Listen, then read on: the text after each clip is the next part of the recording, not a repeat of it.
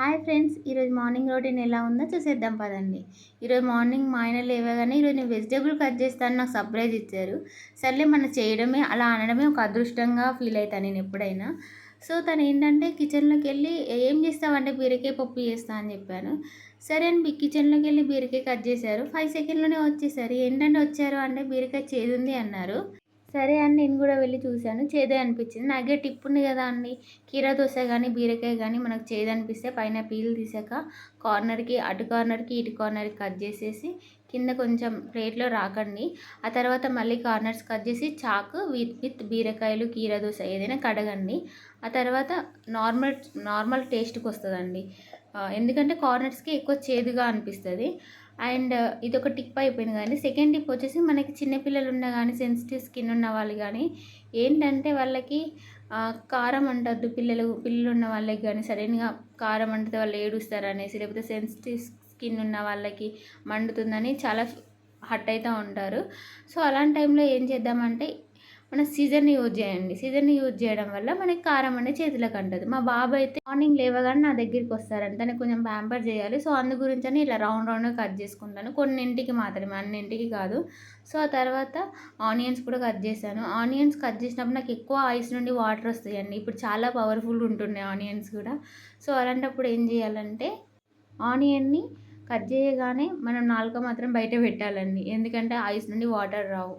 So cut చేయగానే మన కళ్ళ నుండి వాటర్ వచ్చినప్పుడు బ్లింక్ చేయొద్దండి. దానివల్ల ఇంకెక్కువ వాటర్ వస్తది. ఆ తర్వాత నా రొటీన్ చియా సీడ్స్ వాటర్ తాగేసి బాదం కూడా తినేసాను. ఈరోజు ఫస్ట్ టైం పప్పు కుక్కర్‌లో నేను కర్రీ చేశానండి. చాలా బాగుంది. అండ్ ఈవినింగ్ 3:00కి మా హస్బెండ్ చెప్పారు, ఫ్రూట్ సలాడ్ ఇంట్లోనే ఉన్నారు కదండీ, ఫ్రూట్ సలాడ్ చెయ్యు అన్నారు. సరే అనేసి నేను ఫ్రూట్ సలాడ్ చేయడం స్టార్ట్ చేశాను. మిల్క్ ప్యాకెట్ తీసుకురాగానే మిల్క్ పెట్టేశాను. ఆ తర్వాత ఫ్రూట్ సలాడ్ కూడా కలిపి అందులో పోసేసాను. అండ్ కొన్ని డ్రై ఫ్రూట్స్ కూడా యాడ్ చేశాను. అండ్ ఫ్రూట్స్ కూడా ఈ మధ్య కాలంలో ఎలా అంటే ఫ్రెష్ ఫ్రూట్స్ రావట్లేదండి. ఎంత ఫ్రెష్ పైకి చూడడానికి ఫ్రెష్గానే ఉంటుంది, కానీ అవన్నీ మొత్తం ఎలా అంటే మందులతో పండించినాయండి. సో మీకు ఎంత పాసిబుల్ అయితే అంత పాసిబుల్గా హాట్ వాటర్లో సాల్ట్ వేసి కడగడానికి మీరు కొంచెం ప్రిఫర్ చేయండి, చిన్నపిల్లలు ఉన్న వాళ్ళు మెయిన్గా. ఆ తర్వాత ఫ్రూట్స్ అన్నీ కట్ చేస్తుంటే మా ఆయన ఉండి మా హస్బెండ్ సగం వాళ్ళే తీసుకెళ్తారండి.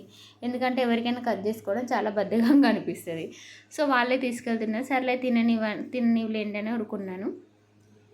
ఆ తర్వాత నా దగ్గర యాపిల్ లేదు. సో ఉన్న వాటితోనే మేనేజ్ చేశాను. ఫ్రూట్స్ అన్నీ కట్ చేసి ఫ్రూట్ సలాడ్లో వేసాను. వేసాక ఏమైందంటే నాకు చాలా క్రీమీగా అనిపిస్తుంది. ఏం చేయాలో అర్థం కాలేదు. మా హస్బెండ్ని అడిగితే తను చాలా బాగా చేస్తారు. ఇలానే ఉంటుంది, కావాలంటే ఇంకా ఐస్ క్రీమ్ కూడా వేసుకోవచ్చు అని నాకు ఒక చిన్న టిప్ చెప్పారు. ఓకే అని చెప్పాను. బట్ నేనేం ఐస్ క్రీమ్ యాడ్ చేయలేదు. టేస్ట్ ఎలా ఉందంటే చాలా బాగుందని చెప్పారు. దానిపైన చిన్న చిన్న హోల్స్ ఉన్న ప్లేట్ మాత్రమే పెట్టండి. దానివల్ల సలాడ్లోకి కొంచెం గాలిలాగా వెళ్ళి కొంచెం గట్టిగా క్రీమీ టెక్స్చర్లోకి మంచిగా వస్తుంది. ఆ తర్వాత మా చిన్నోడు ఎలా తిన్నారో చూసారా అండి. మా ఇంట్లో పచ్చి పల్లీలు ఉంటే కొన్ని వేయించాను సాయంత్రం. ఆ తర్వాత రేపటి కోసమని చియా సీడ్స్, బాదం, స్ప్రౌట్స్ నానబెట్టాను. మీరందరూ నా వీడియో చూస్తున్నారు, వెళ్తున్నారు. Like, share, subscribe my channel Ganesh Sirisha 123. Please like చేయండి. Thank you friends.